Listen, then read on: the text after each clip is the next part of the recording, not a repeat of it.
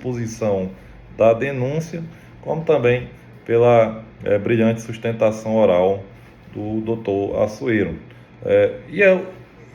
Aqui na minha análise, eu ouvi detidamente aquilo que foi dito, e eu diria a Vossas Excelências que eu concordo com muita coisa, Major Mendes, que foi sim dita aqui, exposta pelo ilustre doutor Assuero.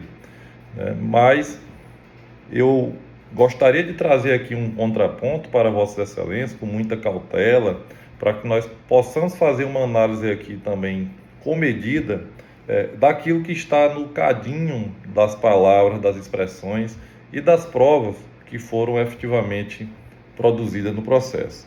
E eu começo, até provavelmente sendo polêmico, mas sendo firme na compreensão daquilo que entendo que de fato atinge a verdade processual, aquela verdade esperada num processo penal.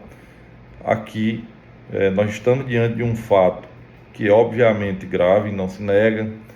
Nós estamos diante aqui de uma exposição indevida de uma imagem, o que não se nega.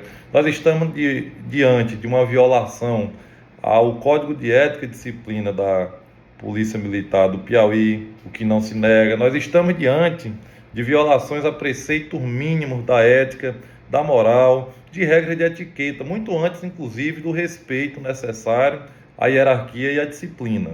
Nós podemos, inclusive, capitão Idália, estar diante aqui de uma ofensa grave e rogada em um contexto de redes sociais, onde isso pode reverberar e perder-se o controle. Nós estamos diante, provavelmente, e aí cada um de Vossas Excelências, capitão Claudêncio, pode fazer essa avaliação, que nós estaremos diante de uma pessoa que usou mal das palavras, que usa mal as palavras, que ofende as pessoas, que agiu, às vezes, desmedidamente, que faltou nesse momento, talvez até caráter.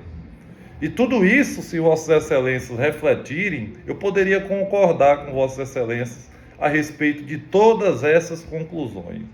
Mas o que eu não posso concordar, Tenente Formiga, é que houve aqui um crime. Até hoje no Brasil, falta de caráter, falta de personalidade, falta de ética e falta de moral não são crimes. Pelo contrário, há violações a regras outras que não interessam ao direito penal. E é preciso nós lembrarmos, como a doutora Valdênia muito bem sabe, que o direito penal no nosso país ele é um regime de exceção.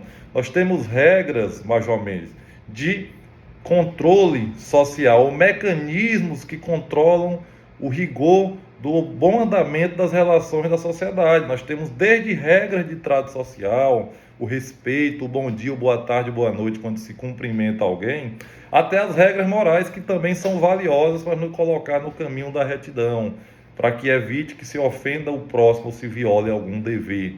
Nós temos as regras religiosas, que são tal qualmente importantes. E só ao fim e ao cabo, se nenhuma dessas regras ou mecanismos de controle social funcionarem, aí é que nós apelaríamos ao direito, se for o caso.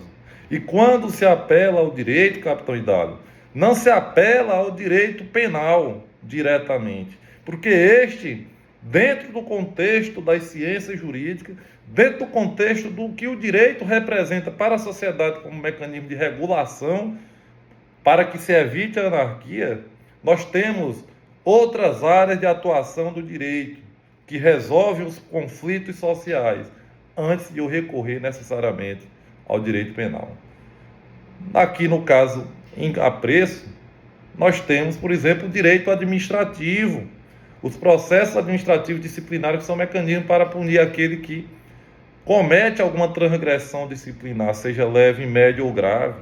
E nós temos punições exemplares para quem comete tais condutas. Nós temos no campo do direito civil as indenizações previstas também como forma de se reparar algum ato, um dano causado por um ato ilícito. Mas nós não podemos jamais nos acostumarmos, Major Mendes, a buscar no direito penal a resposta social para todo o conflito. Porque a partir desse raciocínio, em que infelizmente hoje comunga boa parte da sociedade, é através deste infeliz raciocínio que nós temos o judiciário abarrotado que temos hoje. com a pauta extensa de audiência, e Vossa Excelência tem que participar, às vezes aqui perdendo o horário do almoço. E a doutora Valdênia, que vive esta realidade diariamente, sabe que o judiciário hoje está abarrotado de demandas que, sequer, se nós tivéssemos melhores filtros, e aqui eu não digo o filtro do sistema de justiça, o filtro moral, de compreendermos que nem todo erro é crime. Então há um erro, e não se nega, mas nem todo erro é criminoso. E aqui, como se trata da análise de haver a possibilidade de alguém ter cometido um crime de difamação, um crime contra a honra, é necessário então avaliar a intensidade, o grau e o direcionamento da fala, porque todos nós sabemos, capitão Idado, que podemos em algum momento também ser mal interpretados.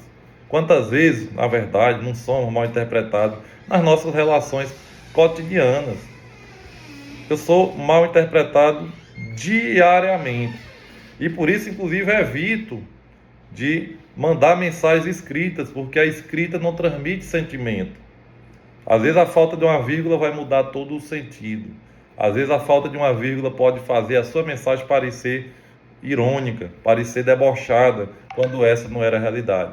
Então, é um discurso sobre o real sentido das palavras. É possível, então, entrarmos nós na ideação do réu para compreender qual que era a intenção dele ao proferir as palavras que foram aí proferidas no grupo.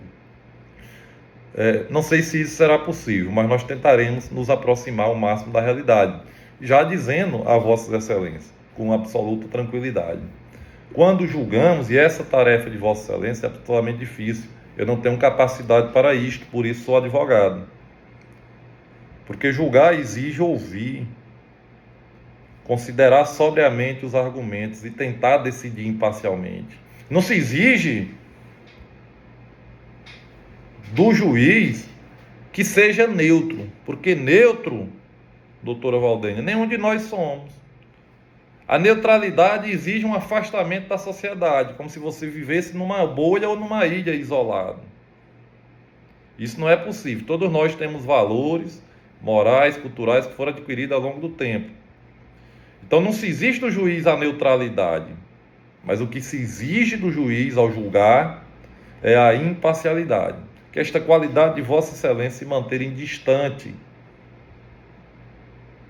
das versões que são apresentadas para poder refletir na mesma proporção e dimensão. Isso nós chamamos no processo penal de paridade de armas. Então o que eu peço humildemente a Vossas Excelências, capitã Claudênio, é que considerem os argumentos deste reles advogado na mesma intensidade com que consideram ou fizeram a avaliação dos argumentos aqui muito bem lançados pelo excelente promotor de justiça.